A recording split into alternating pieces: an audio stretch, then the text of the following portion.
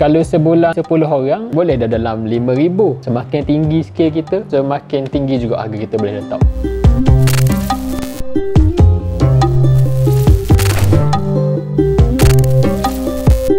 Hai, Assalamualaikum warahmatullahi wabarakatuh dan salam sejahtera kepada anda yang sedang menonton video ini. Dan untuk video kali ini guys, aku nak buat sharing berkenaan macam mana kita nak start buat bisnes fotografi. Okey, sebelum tu aku nak jawab beberapa orang kata persoalan yang mengatakan bisnes fotografi ni masih okey lagi ke untuk kita buat? Boleh hidup ke kalau kita buat bisnes fotografi ni? Jawapan dia, kalau tanya aku secara personalnya, jawapan aku ya.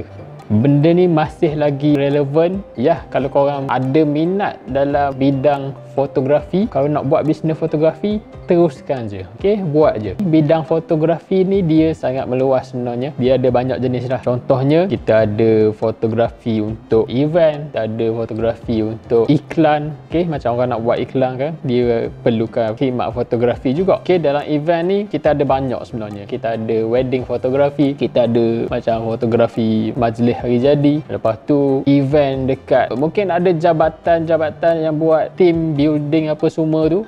Benda tu semua event punya fotografi lah. Yang paling glamournya sekarang wedding fotografi lah. Wedding fotografi daripada dulu lagi sampai ke sekarang ni tak pernah putus rasanya. Kecuali PKP hari tu lah. Okay. Lepas tu kita ada fotografi untuk advertising. Contohnya produk fotografi, okay, macam food fotografi. Lepas tu ada produk kecantikan, pakaian ke, fashion apa semua tu lah. So tu di kategori advertising punya ni lah. Maknanya bila kita tengok jenis-jenis fotografi ni, sebenarnya dia bukan sekadar mendapat sambutan lagi pada masa kini, tapi dia sangat-sangat mendapat sambutan. Faham tak? Okay, sebab dia dikategorikan keperluan jugalah. Contohnya ada setengah syarikat tu dia nak buat iklan untuk dia punya produk, dia perlukan gambar yang cantik. Sebab seni fotografi ni tak semua orang ada. Okay, walaupun dia ada kamera yang orang kata boleh ambil gambar yang cantik apa semua kan. Okay, so industri fotografi ni setakat ni memang dapat sambutan lagi lah. Persoalan lagi, banyak persoalan lagi ni.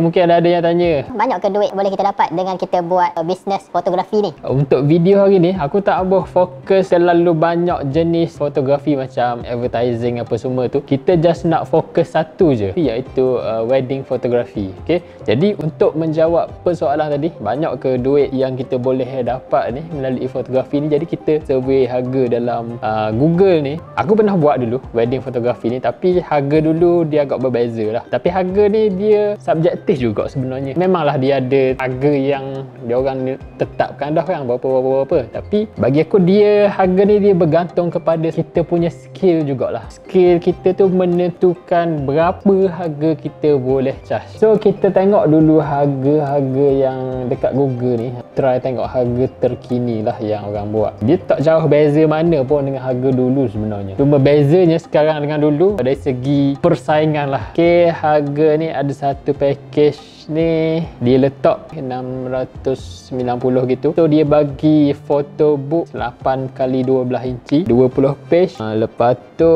dia bagi gambar 8x12. Untuk printing dia bagi tu je, photo book dengan satu keping gambar 8x12. Dia punya modal sebenarnya sangat rendah je. Kalau photo book ni korang boleh survey dekat Google, boleh check untuk 20 page punya harga tu berapa. Rasanya kalau dia letak 690 ni, 90 tu mungkin kita tolak modal saja, modal untuk printing. So photo book ni kalau klien tengok pun, kalau dia letak harga 690 sangat berbaloi dah sebenarnya, sebab benda tu ada barang. Tapi kalau dulu rasanya harga dia 800 rasanya lah harga dia 800.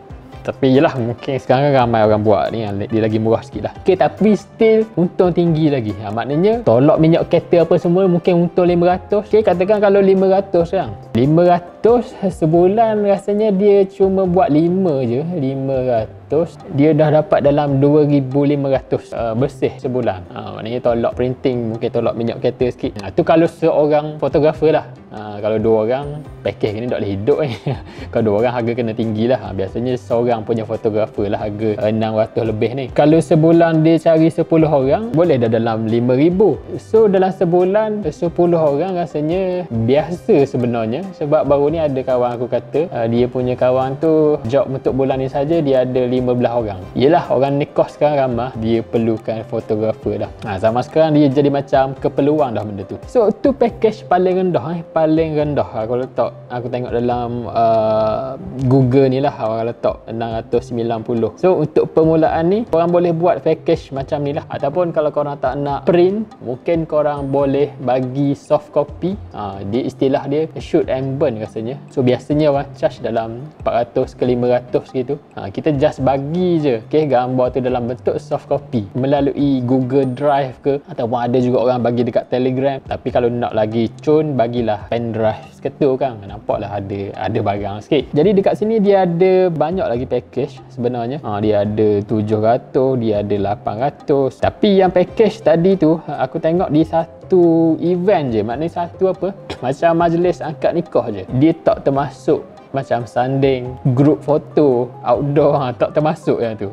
Maknanya satu sesi je dia charge 600. Memanglah mula-mula mungkin dia ambil, dia nampak package ni murah kan, lepas tu pandai-pandai lah kita upsell. Kita upsell lah dalam, kita letak 300 lagi, kita bagi sekali dengan apa, majlis sanding sekali, group foto sekali.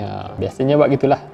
Banyak package ni dia ada 1700, 1800. So biasanya yang 1000 lebih ni biasanya dia bagi custom album. Macam hari tu aku ada kerja dekat kedai gambar, so harga untuk custom album ni, kalau harga untuk fotografer ni biasanya kita orang akan bagi harga lain lah, dia berbeza dengan harga end user punya ni. So custom album tu kalau klien tengok memang puas hati lah, memang mewah lah. Bila kita dapat tu dengan cover dia, Kister punya cover, dia punya material tu memang puas hati lah. Kalau customer tengok, orang kata kalau bayar 2000 ke, memang puas hati lah dia tengok. So untuk kalau korang yang baru bermula ni, aku tak cadangkan sangat untuk buat custom album lagi, sebab kita kena tengok juga kita punya hasil gambar tu. Kadang-kadang custom album tu lawa, tapi isu dia kita punya gambar tu tak lawa, tak jadi juga.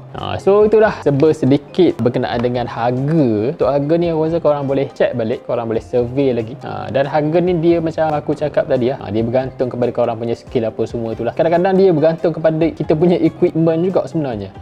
Okay, so tu part harga. Jadi untuk kita bermula ni nak buat bisnes fotografi ni, apa yang kita perlu ada? Benda-benda ni boleh dikatakan penting lah. Elemen yang penting kalau kita nak buat bisnes fotografi. Yang pertama, kita kena ada minat.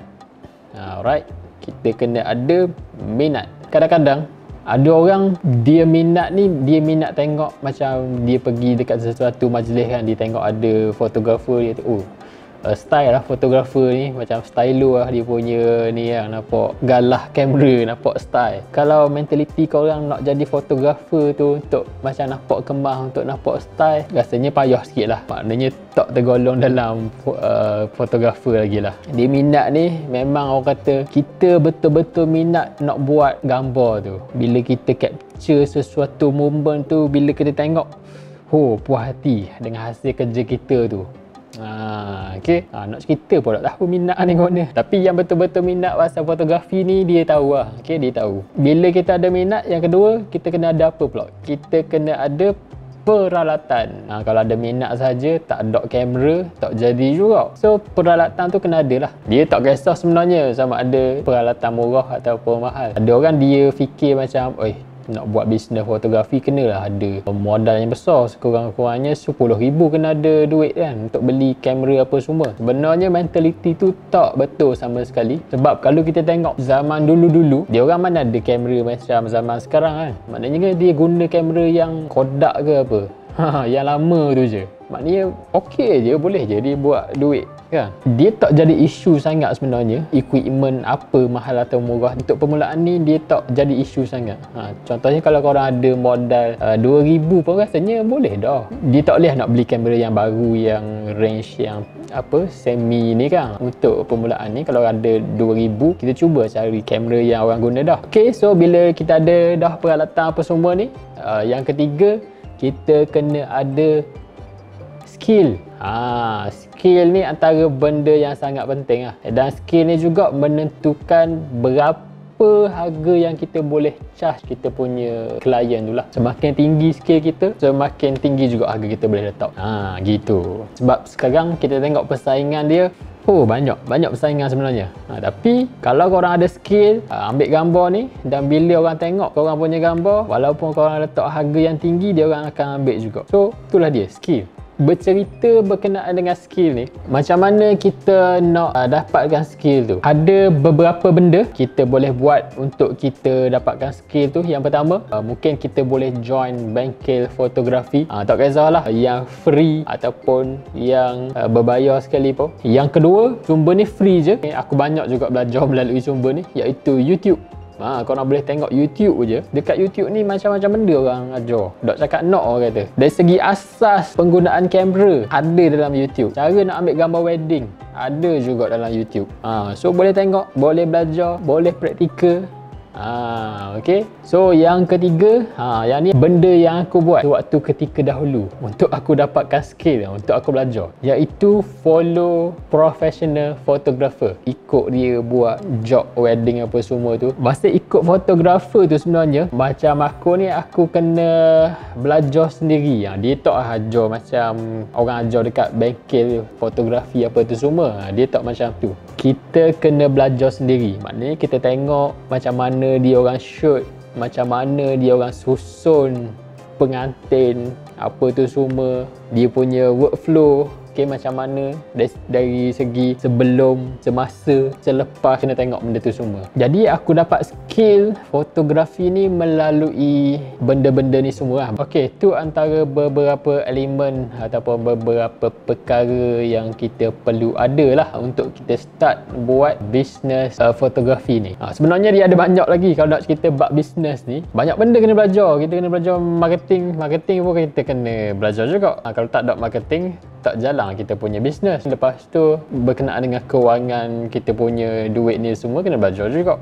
Jadi kalau baru lagi bermula, korang boleh gunalah salah satu daripada cara-cara tu lah. Macam mana nak dapatkan skill tu. Macam skill ni, aku sendiri pun sampai sekarang aku masih belajar lagi sebenarnya. Yelah, banyak benda lagi kita tak tahu. Dan kalau boleh berbaik-baiklah dengan orang kata orang-orang lama ni, otai-otai lah lama lah. Korang carilah dekat korang punya Facebook apa semua, masuk dekat community fotografer ke apa semua kan. Kalau dia orang buat outing, join lah dia punya program apa semua tu. Banyak ilmu sebenarnya dia orang bagi. Itulah dia sedikit sebanyak berkenaan dengan macam mana korang nak start lah. Untuk bisnes fotografi ni, dia tak perlu ada macam studio ke apa semua, tak perlu pun. Macam ada beberapa orang kawan aku ni, dia just buat dekat rumah dia je. Jadi macam mana dia nak meyakinkan dia punya klien tu, dari segi dia punya skill ambil gambar tu lah.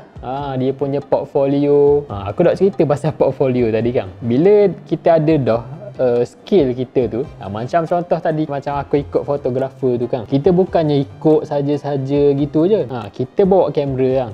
Lepas tu kita ambil lah juga gambar. Gambar untuk kita punya portfolio tu. Akan datang, kalau kita nak buat marketing, kalau klien nak tengok, so sekurang-kurangnya kita boleh tunjuk kita punya hasil kerja. Tu dia. Kalau kita tak ada hasil kerja, masalah jugalah. So hasil kerja ni, mungkin kita boleh buat. Kita macam nak buat apa, kita nak bagi percuma contohnya. Ada macam kawan Facebook kita nak nikah apa semua, kita cakap kita nak sponsor dia. Kita nak ambil gambar wedding. Untuk permulaan ni, kalau kita tak ada skill ambil gambar, elokkan buat benda tu.